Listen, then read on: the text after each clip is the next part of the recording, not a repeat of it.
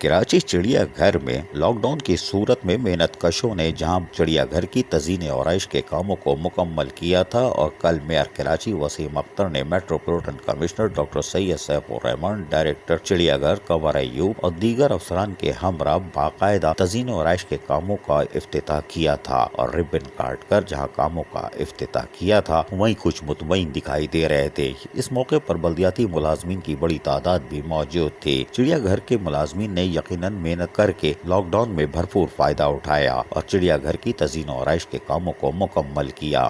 جہاں فاؤنٹین بھی چل رہے ہیں، وہیں چرند پرند کی دیکھ بھال بھی مناسب طریقے سے کی جا رہی ہے، جہاں افزائش کا عمل بھی شروع ہو چکا ہے۔ ان تمام حوالے سے جہاں محنت کشوں کی کارکردگی کا اعتراف کیا گیا تھا، وہیں میٹروپولیٹن کمشنر نے باقاعدہ ملازمین میں نقد انعامات تقسیم کیے اور باقاعدہ ملازمین کو بلا کر ان کو لفافے دیے گئے۔ تھوڑا سا سن لیجئے ناموں کے ساتھ۔ سید ارشاد،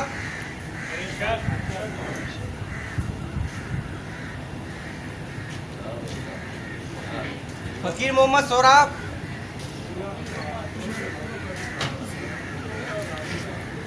اس کے بعد جنتی لال،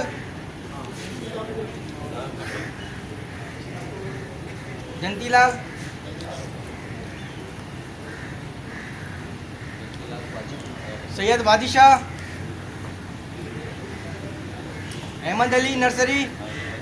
چڑیا گھر کے ملازمین کو جہاں ان کی محنت کا اعتراف کیا گیا اور ان کو نقد انعامات سے بھی نوازا گیا، یہ ایک اچھی خبر ہے، لیکن اس کے ساتھ ساتھ ڈائریکٹر قمر ایوب نے چڑیا گھر کے ملازمین کے لیے گزشتہ ہفتے وردیوں کا انتظام کیا تھا، اور آپ دیکھ سکتے ہیں ڈائریکٹر 2PA ذاکر حسین آنے والی وردیوں کے بارے میں ڈائریکٹر چڑیا گھر قمر ایوب کو تفصیلات فراہم کر رہے ہیں۔ ڈائریکٹر قمر ایوب نے جہاں آنے والی وردیوں کا معائنہ کیا، وہیں ملازمین کو وردیاں اور جوتے بھی فراہم کر دیے گئے ہیں۔ کراچی چڑیا گھر کھلنے کی صورت میں آپ کو سیکیورٹی کے افراد الگ، مالی الگ، زو کیپر الگ اور دیگر ملازمین جو کہ دیگر محکموں سے تعلق رکھتے ہیں، وہ نمایاں طور پر نظر آئیں گے اور لوگوں کی خدمت کریں گے۔ وردی پہنے ملازمین یقیناً لوگوں کی مدد سے چڑیا گھر کو مزید بہتر بنانے میں بھی اپنا کردار ادا کریں گے۔ عزیز عارف، KBS بلدیاتی نیوز، کراچی۔